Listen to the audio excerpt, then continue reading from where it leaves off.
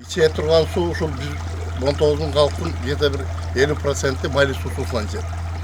Майлы суусунун акыбалы ушундай акыбалда келет. Бул эми азыр жазгы мезгил, анан суу көбөйүп, жамгырчасын көбөйгөндө мындан дагы начарап калды. Акбаралы Султанкулов Бүргөндү айылынын көп жылдардан берки жашоочусу. Мындан 3 жыл мурда ал короосуна 10 тонналык кудук каздырып алган.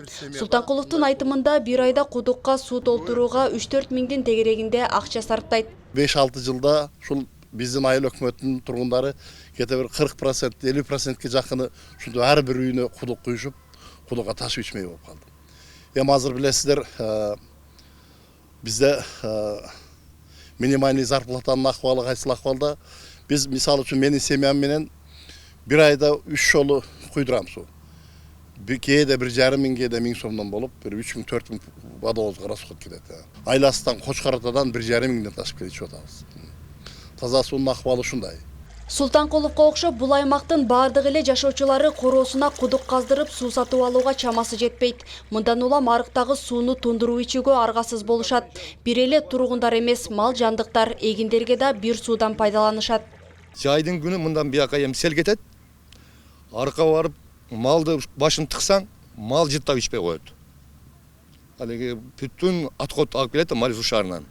Түзел анан бизге келет ушу Бүргөндү айыл өкмөтүнө. Таза суу маселеси өтө бизде Бүргөндө Орда. Кыбастакыран ишler бардыгы ушу Мали суу шаарында. Аларды көчүрүп атат, нары көмүп атат, бери көмүп атат, бардыгы сууга түшүп атат.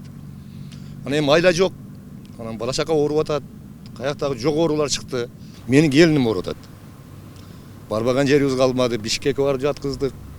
Ошко барып жаткызабыз. Лечение менен күнүбүз өтүп атат да.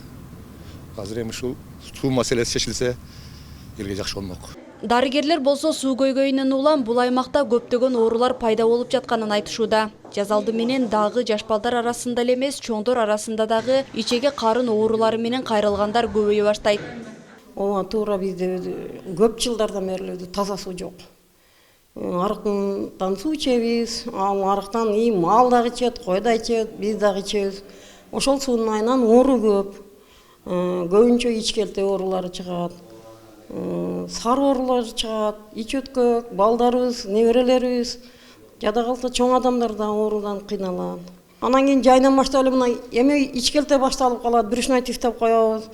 Бул да бардык оорулар ушу суунун кесепетинен болот. Эгер таза суу болсо мындай болмок эмес. Буга чейин ар кандай донорлордун, жекешкерлердин жардамы менен 2 айылга суу түтүгү тартылып, аймактагы калктын 20% ичүүчү суу менен камсыздалган. Айыл аймак башчысынын айтымында калган 7 айылда таза суу бир да жолу чыккан эмес. Бул маселе 30 жылдан бери райондук эле эмес, облустук, өкмөттүк деңгээлде да көтөрүлүп келүүдө. Бирок бардыгы каражатка такалууда. Ошо жыл сайын суу проблема. Ошону биринчи орунга коебуз. Бирок бул 200 миллион сомдук акчаны талап кылууда. Ошого биздин бюджет мүмкүнчүлүгү жок да. Ошол себептен жылына аздан гана водопроводдор курган мүмкүнчүлүгүбүз бар.